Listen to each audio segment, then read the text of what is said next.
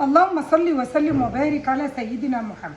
هنقول بسم الله ونبتدي نعمل تتبيله للفراخ المشويه.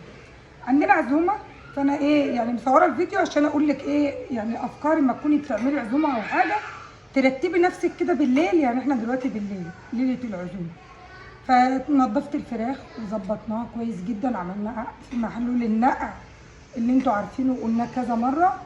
فتعالوا بقى نعمل تتبيله خفيفه وكويسه.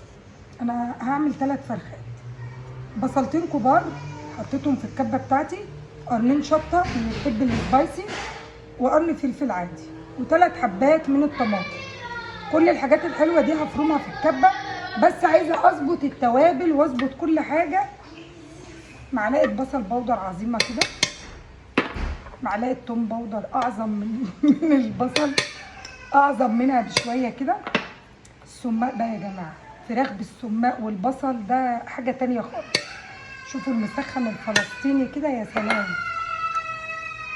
ومعلقه من الفلفل الاسود، خلوهم معلقتين عشان احنا معانا 3 فرخات. معلقه كزبره مليانه عظيمه،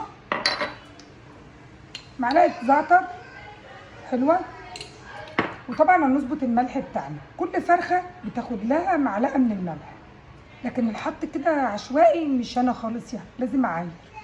2 بسم الله الله اكبر. ودي التالتة دبس رمان خلي الفراخ بتاعتنا خطيره، ومعلقه عسل ابيض برضو، 3 معالق كبار صويا صوص عشان احنا عاملين 3 فرخات. بالنسبه لك هتبقى معلقه من كل السوائل اللي احنا حاطينها دي، برضو بدي طراوه للفراخ وبخليها فظيعه وخطيره جدا. نضرب الكلام الحلو ده كله ونرجع لكم تاني كده. بسم الله ما شاء الله اللهم بارك. ضربت، طبعا انا نسيت اقول اهم مكون عندي بعشقه ومن غيره اي مشاوي ما تنفعش. 5 ليمونات انا عصرتهم بالشكل اللي انتوا شايفينه ده، وحطيت واحده كده. ودول بقى 5 فصوص من الحبهان وشويه ورق لوري، علشان ما انساش، لان انا هتبلها كده وهحطها في التلاجة بقى لتاني يوم يعني. وانا حطيت معلقه عسل كبيره. وتقلبي بقى كل الكلام الحلو ده بالشكل ده. وهنبتدي بقى طبعا الفراخ بتاعتنا اتنقعت في المحلول بتاعها. انا قطع الورك لان حسيت ان هو كبير شويه فانا قطعته. هنبتدي بقى ناخد من الخلطه وندخل. بتفتحي بقى الورك وتفتحي كل حاجه وتدخلي كده من تحت الجلد، وعملت فتحات كده علشان التتبيله بتاعتي دي تتشرف في كل حاجه في الفرخه. انا بصور يا ديدا، بصور. وبحب بقى اعمل الورك الصدر. ورك الصدر اقطعه طرنشات بالشكل ده كده.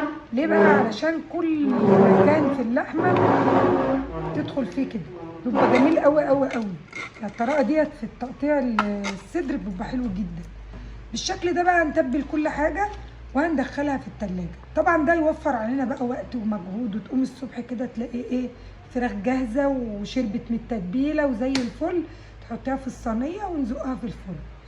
100 100 يا ديدا كده. بسم الله ما شاء الله. طلعناها من التلاجة، رصيناها في الصينيه، دخلناها الفرن ساعه. طلعت بالمنظر الجوسي القمر اللي انتوا شايفينه ده. وطبعا مش هتستني لما السوائل تنشف عشان الحاجه ما تبوظش منك. فحمتين حلوين كده بقى وعليهم شويه زيت، الله.